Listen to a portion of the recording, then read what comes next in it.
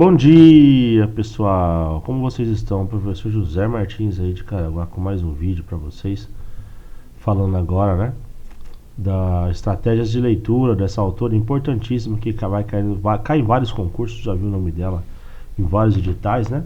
Estratégias de leituras da Isabel Soler, essa professora espanhola, se não me engano, com esse livro maravilhoso, que é um livro que ele fala muito de algo importantíssimo para a alfabetização e letramento, que é a leitura, né? O aprender a ler e a escrever também. Então, pessoal, continuando o vídeo aqui.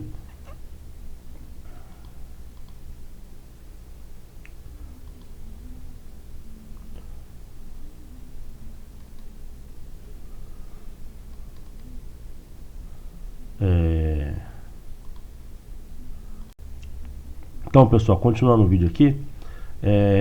Essa autora, como é uma das autoras que cai mais nos concursos, eu vou ter que fazer uns 2, 3 vídeos dela, tá? E aí no final do último vídeo eu vou colocar as questões do nosso questionômetro aí, tá bom? Então, falando um pouquinho do que eu andei lendo sobre ela, Isabel Soler, né? Só colocar aqui o edital. Estratégia de leitura. Essa editora Arte Média, ela é bem importante pelo que eu estou observando, porque ela tem um monte de autores que ela escreveu, ela produziu os livros, né? É um livro da década de 90 também, é um livro antigo, se você for colocar em questão de linha de tempo, mas é importantíssimo. Se a banca cobrou, é porque cai. Pelo que eu pesquisei na internet, cai bastante pergunta dessa autora nas provas que faz por aí. Então, deixando eu só falando isso, falando um pouquinho da Isabel Soler. Deixa eu colocar a fotinha dela lá.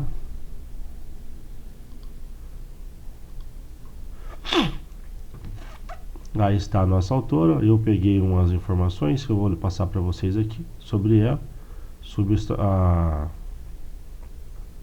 sobre a autoria dela, né?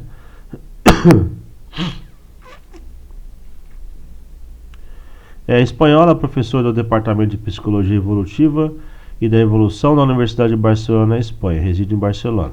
Para essa especialista, o professor tem um papel de ajudar na formação dos leitores autônomos ao apresentar e praticar as ações fundamentais para a interpretação. A aprendizagem é motivada, disponibilidade para aprendizagem e sentido de aprendizagem. A aprendizagem é motivada por um interesse, uma necessidade de saber. Mas o que determina esse interesse, essa necessidade? Não é possível elaborar uma única resposta a essa questão. No entanto, um bom caminho a seguir é compreender que, além dos aspectos cognitivos, a aprendizagem envolve aspectos afetivos relacionais. Ao construir os significados pessoais sobre a realidade, constrói-se também o conceito que se tem sobre a realidade. Constrói também o conceito que se tem de você mesmo, autoconceito, e a estima que se professa a autoestima, características relacionadas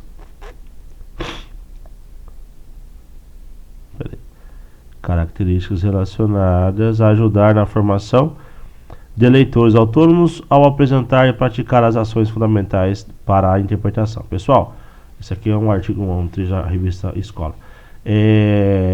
Tanto ela como a Magda Soares, é muito importante vocês verem esse vídeo, porque fala muito da leitura, né?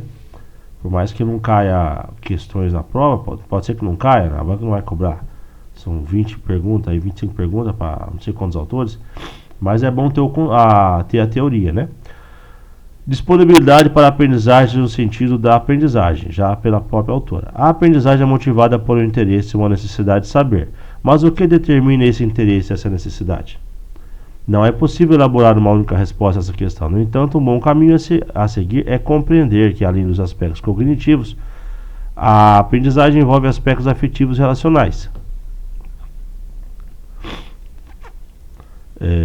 Ao construir os significados pessoais sobre a realidade, constrói-se o conceito que se tem de você mesmo, estima, e aí vai. Segundo Soler, para uma pessoa que se envolve em qualquer atividade de leitura, é necessário que ela sinta que é capaz de ler e compreender o texto tanto de forma autônoma como apoiada em leitores mais experientes. Enfatiza que a leitura de verdade é aquela que realizamos os leitores experientes e que nos motiva é a leitura na qual temos controle, relendo, parando para saboreá-la e refletir. O que é ler? Para a autora, a leitura é um processo de interação entre o leitor e texto, Solé 1987. Para esse processo, procura-se atender os objetivos que te conduzem à sua leitura. Diante dessa afirmação, percebe-se algumas consequências, como a existência de um leitor que confere e analisa o texto. Para tanto, a necessidade sempre haver um objetivo para guiar a leitura, ou seja, para que lemos, sempre lemos com finalidade. São muitos os objetivos que levarão o aluno a posicionar diante de um texto, ou seja, para o aluno gostar de ler, ele tem que ter interesse, Outra consequência da afirmativa é que a compreensão que o leitor tem do texto lido depende em grande parte do objetivo da leitura, ou para que seja lendo. Ainda com relação à afirmativa citada acima sobre o que é ler, a autora ressalta que o leitor constrói o significado do texto.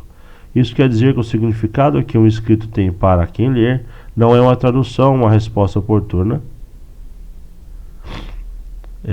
que o próprio autor do texto quis passar, mas uma construção que abrange o texto. Terminando esse descrito das definições do que é ler, o autor destaca que é essencial que, com exceção de informações muito determinadas, a leitura sempre envolve a compreensão do texto escrito.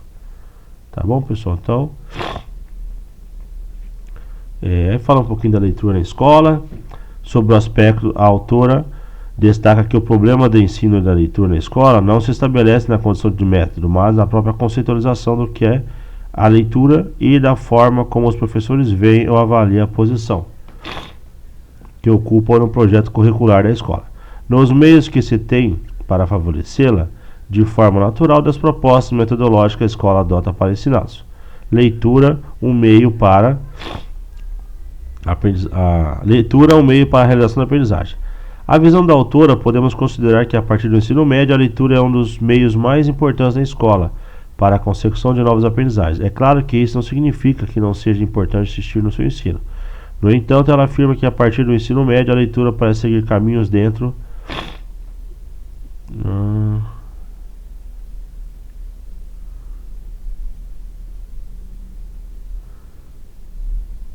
da escola. Um deles espera que as crianças e jovens aperfeiçoem sua habilidade, se familiarizando com a leitura, se adquirindo o hábito de ler.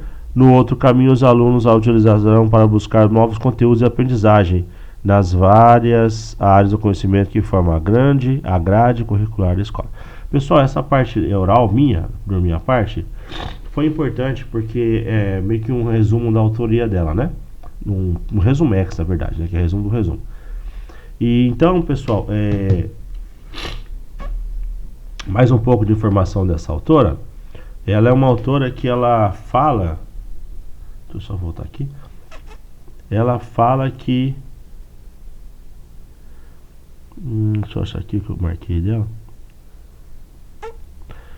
O livro Estratégia de Leitura é uma obra da autora Isabel Solé, que é pedagoga e mestre em educação. O livro aborda diferentes formas de trabalho. Então, dentro do livro, nós vamos ter várias estratégias aí, da leitura, enfatizando que o ato de ler é um processo complexo que envolve habilidades cognitivas, afetivas e sociais.